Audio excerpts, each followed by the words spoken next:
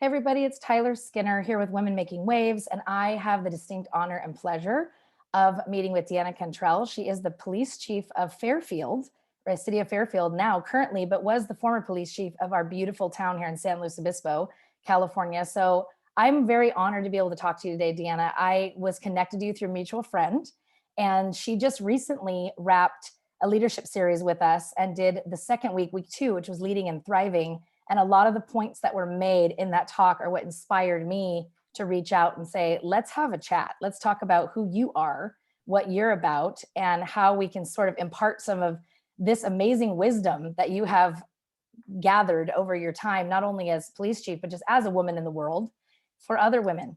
So let's talk about your story. Where do you come from, the background? How do you get to be in the position that you're in? I think a lot of women really would benefit from hearing that.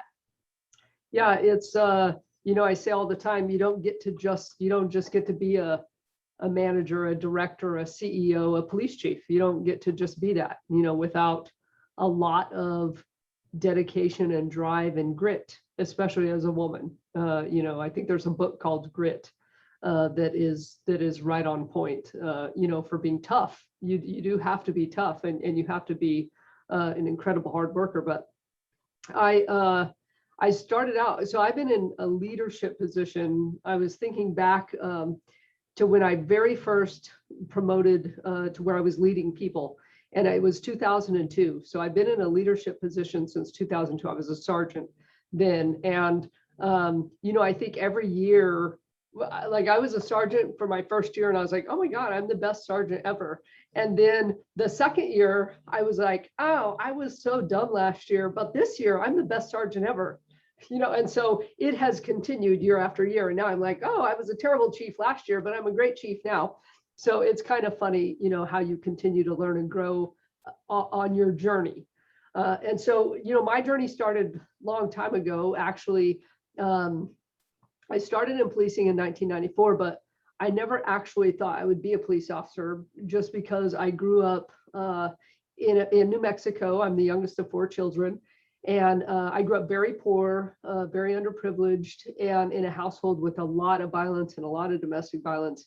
And I didn't like the police. The police came to our house a lot when I was young, and both my parents had been incarcerated, and so I just did not like the police. And I was pretty rude. I was pretty rude to police officers when I was young. So I was definitely part of the problem for sure. And then, as luck would have it, I met a guy when I was 22 years old. I met a guy. I was at a party, and I was an art major. I was going to school to be an art teacher. And I met a guy at a party, and he was funny, and we were laughing and we were joking and, having a good time. And then all of a sudden it comes up, the question, what do you do? It always comes up, right? And so I asked him, hey, what do you do? And he said, I'm a police officer. And I was like, I was like, that sucks for you, and for us, because now I don't like you. But I already liked him, which was such a big deal, and it's a lot like, there's a whole thing I talk about wearing this uniform and how people will sometimes judge you. And this is by color, race, religion. This is for many reasons. But sometimes this uniform, people see it, and from past experiences or whatever, will judge you as a human, as a person, instead of getting to know you as a human being and what the content of your character really is underneath this uniform. This is just clothes I wear, is what it is. Right. But, people sometimes can't see past that. And I, as a 22-year-old, when he said I'm a police officer, it was good that I already liked him a little. And so I was like, oh, that sucks. And then we kept talking, and I said, well, what do you do? Like, what do you actually do? Because, I thought it was just black and white cars. Like, you don't know really, unless you're in the profession, all the many things that police officers do. And so he ended up telling me he was working in a domestic violence unit, and he was working with kids whose parents had been incarcerated, which was crazy because he didn't know anything about me or my story. And I was a child with parents who were incarcerated, and so I couldn't believe it. And I was like, so I rudely said, I didn't know you guys did stuff like that. I thought you just harassed people, because I was just being rude. And the beauty was, here's the one of the many, many lessons in it was that, Viktor Frankl says that between stimulus and response is a choice, right? So there's space. And the space in between stimulus and response, you have that choice to decide what you are going to do, how you are going to respond. And he didn't say, you dumb 22-year-old kid, you don't know anything I do, I dare you judge me. He could have said that and he wouldn't have been wrong, but he didn't, because had he acted like that, it would have confirmed my bias. Right. And I would have been like, yeah, you're all exactly the same. See, I told you. But instead he laughed and he's like, what is wrong with you? He's, oh, why don't you like the police? And so it just made us continue talking. And it was enough that he planted a seed that I was like, oh, I want to work with kids. I want to work with troubled youth. Right. I was going to be a teacher, but I could do that over here in this profession. And so it was enough that I just started looking at it, and so that's what got me into policing to begin with. And then the journey to becoming a chief was much longer And harder. Yeah. I've heard some of the story, but I think for me, what's very fascinating is just not only your journey to becoming police chief, but just what you've done in that space and how that must be. I mean, we actually talk a lot on Women Making Waves with various women in male dominated capacities, fields and industries. And so how has that been, that part of it for you? Sorry. How have you as a woman, that's okay. Because I think there's a statistic floating around that there's maybe, 3% or something of women? So it's less than 3%. Less than 3%. I'm in a meeting. Call Fabe. Sorry. I love it. No, you've got to do that. That's important. So I don't know how to turn my volume off. Your volume off. That's okay. That's okay. You probably need it on, actually. It's real life. Yeah, it's real life. So I think I was mentioning as a female police chief and being one of this very small percentage.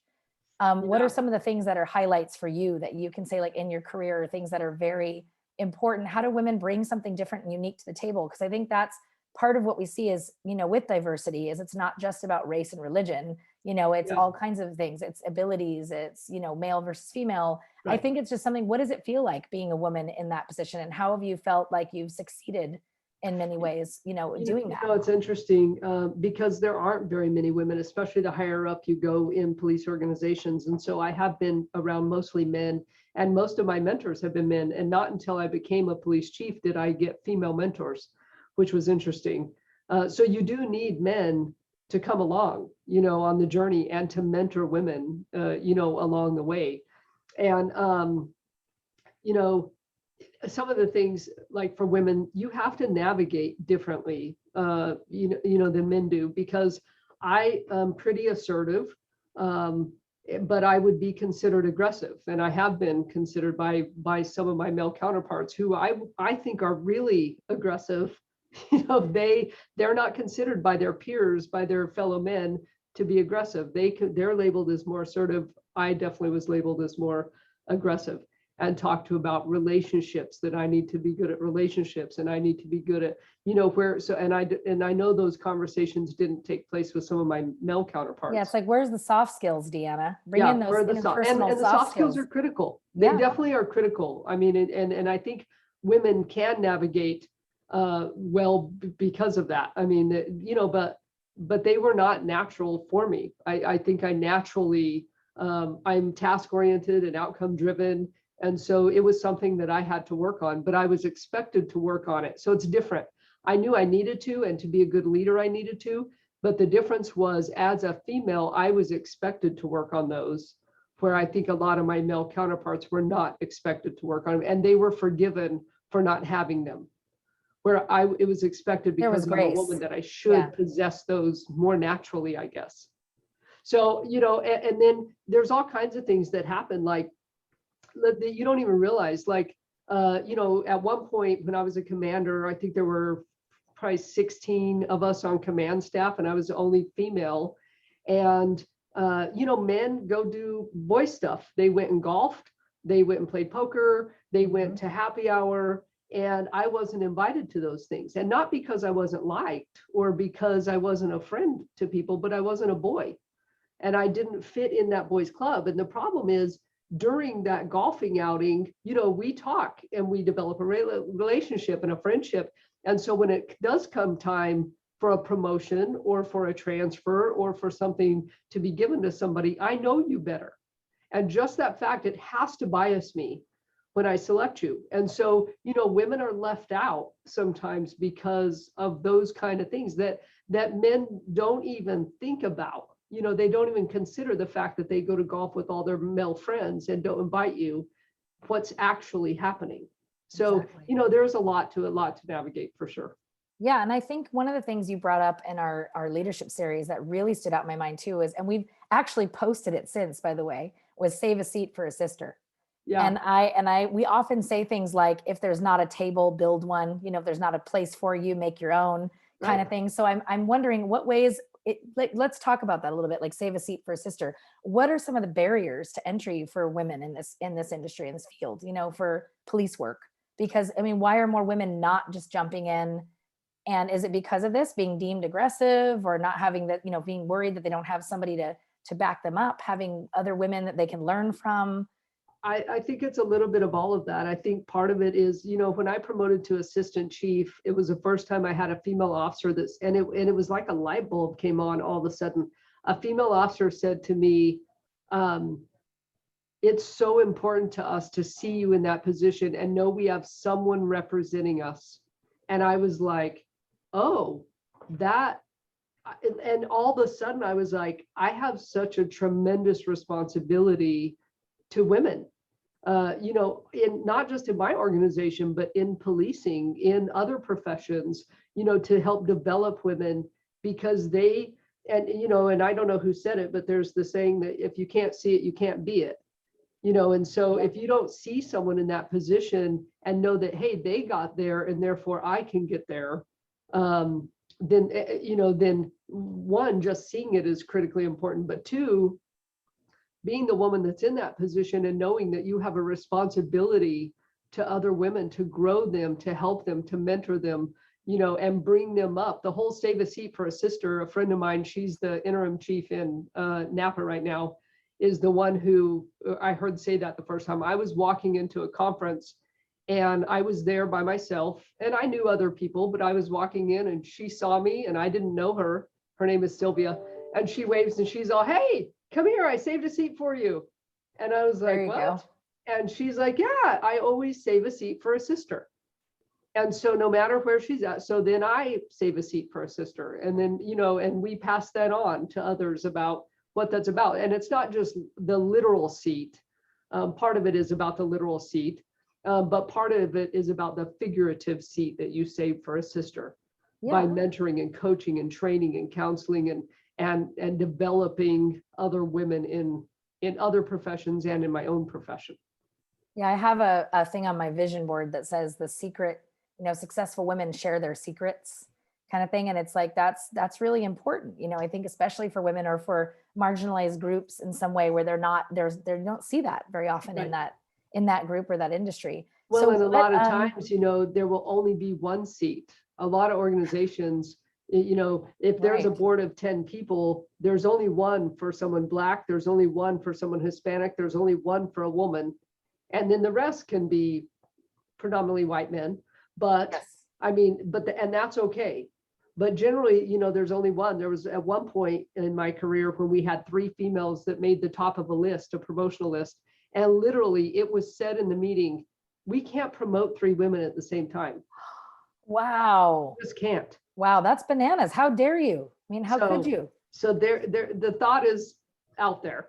Wow. Yeah. No, it is. It absolutely is. And I appreciate you bringing that up, because I think sometimes we assume like, is it, isn't it? It looks like things are progressing in this arena or this is going on. But I think it's important to keep telling these stories and sharing these experiences, because it is still there. Yeah. And I think the more we talk about it and share it, other people can learn from it and understand that it exists. And it's not anything that we have to shy away from or be afraid of. It's just we have to know that and be aware so that we can make changes. This is where the areas of need are. These are the gaps, this is what to work on.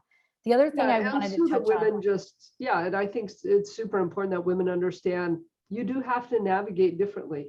I mean, you just You do. do. And it's, you know, it's unfortunate that maybe it's, and I'm not just talking about women, but even other marginalized minority groups, you know, have to navigate differently in the world. You know, not just the Absolutely. business world, but in the world altogether. And so, you know, the more that we can help each other with that, I think the better.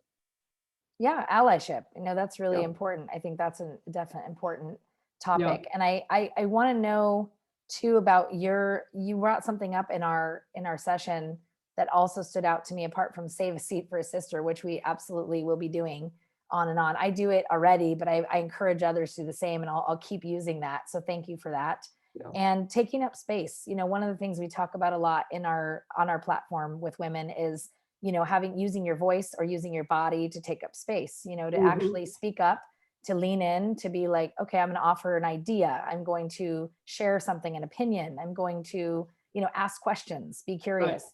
And so Right. what are those, but also physically taking up space.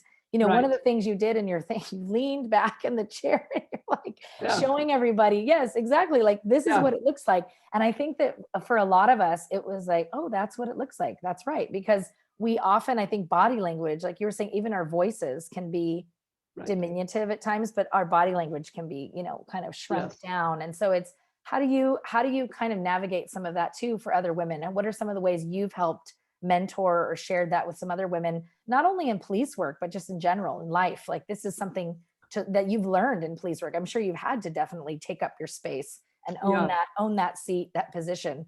And it's such a fine line between, especially for women, between having too much confidence and how that's perceived by your peers, especially for women that are confident women, how that's perceived. I don't know if I told the story about Heidi and Howard, and people should look this up. Heidi Roizen, it's ROI, I think it's ZEN, but a story about Heidi and Howard, and very quickly, it's a story about Heidi, who's incredibly successful. She was a venture capitalist up here in the Bay Area, very successful. And there was a story written about her and why she was so successful.